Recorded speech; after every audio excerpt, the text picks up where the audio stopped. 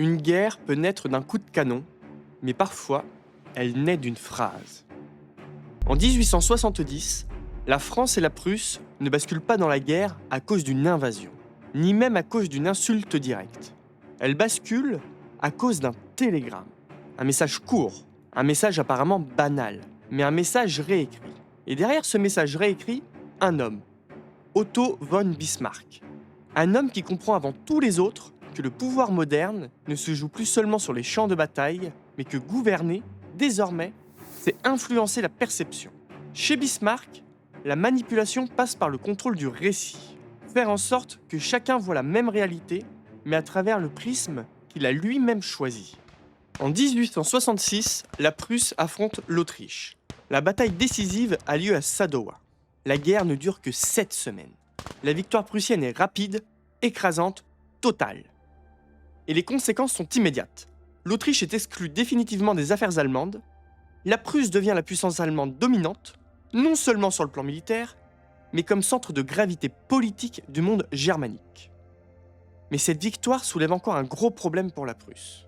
L'Allemagne n'est toujours pas un État à part entière. C'est encore une mosaïque de multitudes de petits États et de villes libres. Et surtout, les États du Sud, notamment la Bavière, le Wurtemberg et Bade, se méfient profondément de Berlin et de sa politique expansionniste et belliqueuse. La conclusion essentielle à retenir, c'est que la Prusse a montré à Sadowa qu'elle pouvait gagner vite, mais pas encore à unifier durablement les puissances allemandes sous une même bannière. Bismarck a certes gagné sur le terrain militaire, mais politiquement, rien n'est acquis. Et il le sait, car l'unité allemande ne peut pas être imposée par la force prussienne. Les États du Sud n'adhéreront jamais à une domination perçue comme agressive. Pour les rallier, Bismarck a besoin d'une guerre. Une guerre courte pour éviter l'usure, une guerre victorieuse pour rendre l'unité évidente, et surtout une guerre défensive, pour apparaître comme la victime. Si la Prusse est attaquée, alors l'unité se fera par réflexe de survie et non par ambition prussienne. Sans guerre, pas d'empire allemand. Sans agression extérieure, pas de légitimité. En 1868, l'Espagne renverse sa reine Isabelle II. Le pays est instable et le trône est vacant. Très vite, une candidature apparaît. Léopold de Hohenzollern-Sigmaringen, prince catholique issu de la famille royale de Prusse. Pour Bismarck, c'est une opportunité stratégique majeure. Placer un Hohenzollern à Madrid, c'est encercler la France, la Prusse à l'est et l'Espagne au sud. À Paris, l'inquiétude est immédiate, non pas par peur d'une invasion, mais parce que l'équilibre européen est menacé. La France refuse d'être prise en tenaille par une même dynastie. Mais point fondamental, la France ne veut pas la guerre. Elle n'ultimatome pas, elle négocie. La demande française est claire, que la candidature soit retirée et que la Prusse n'encourage pas ce scénario à l'avenir. Pour régler la crise, l'ambassadeur français Vincent Benedetti se rend à Ems, où le roi de Prusse Guillaume Ier l'attend. Les échanges sont calmes, courtois, mais directs. Benedetti expose alors la position française. La candidature Hohenzollern est perçue comme provocatrice, elle rompt l'équilibre européen, la France demande une clarification. Guillaume Ier répond sans agressivité. Il rappelle qu'il n'a pas imposé cette candidature et qu'il ne peut pas parler au nom de l'Espagne, mais il comprend le problème. Quelques heures plus tard, la nouvelle tombe. Le prince Léopold retire officiellement sa candidature. C'est une victoire diplomatique française nette. Pourquoi ? Parce que la menace disparaît, l'équilibre est rétabli, la crise est réglée sans guerre et Paris obtient gain de cause pour la négociation. Napoléon III est soulagé. La tension retombe. Mais à Paris, le gouvernement ne s'arrête pas là. Après le retrait du prince, ils ne se contentent plus d'une victoire diplomatique. Ils veulent plus.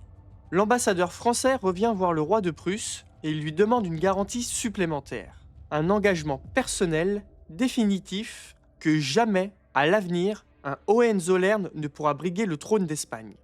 Pour Guillaume Ier, cette demande va trop loin. Il a déjà cédé.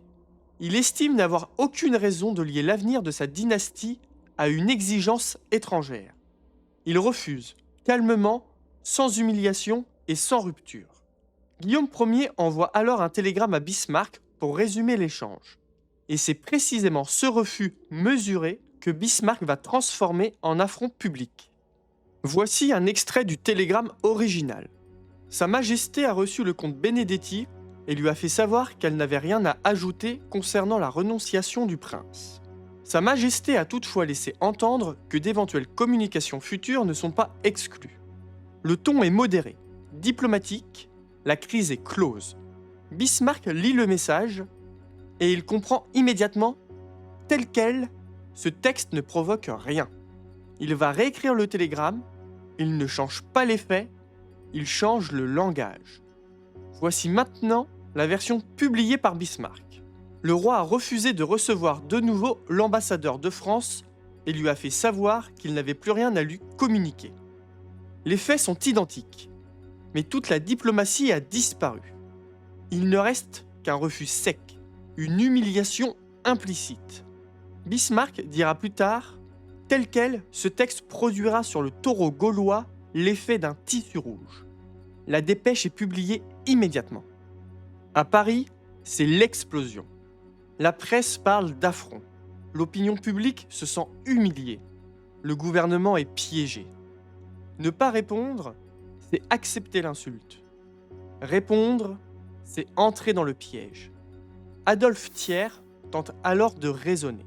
Historien, ancien chef du gouvernement, c'est l'un des hommes politiques les plus expérimentés de son temps. Il connaît la Prusse. Il sait que la France n'est pas prête. Et surtout, il comprend que tout est artificiel, que cette crise n'est pas une nécessité stratégique, mais un piège diplomatique parfaitement construit. Mais il est hué, isolé, balayé par l'émotion. La France déclare la guerre, officiellement. À cet instant précis, elle devient l'agresseur diplomatique. Exactement ce que voulait Bismarck. Les conséquences positives pour Bismarck sont alors l'unité allemande immédiate. Les États du Sud se rallient à la Prusse par réflexe défensif. La guerre devient allemande et non pas prussienne. Il y a un isolement total de la France. Aucune grande puissance ne soutient Paris. La France apparaît alors impulsive, isolée et instable. Et enfin, il y a une humiliation politique avant la bataille. Car la France entre en guerre, sans alliés, sans préparation, poussée par l'émotion. La raison d'État cède à l'orgueil blessé. La suite est rapide.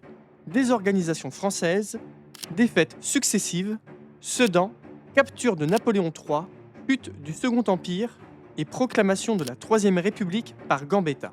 Et en janvier 1871, dans la Galerie des Glaces de Versailles, lieu choisi pour maximiser l'humiliation, proclamation de l'Empire allemand. La guerre de 1870 ne naît pas d'un outrage réel, elle naît d'un cadre narratif. Bismarck ne gagne pas seulement par les armes, il gagne par le langage, le timing et l'opinion. Il comprend que le pouvoir moderne ne repose plus sur la vérité, mais sur l'influence exercée sur la perception de la vérité. Ce n'est pas la réalité qui compte, c'est l'histoire qu'on en fait. En 1870, la France croit défendre son honneur, Bismarck, lui, fonde un empire.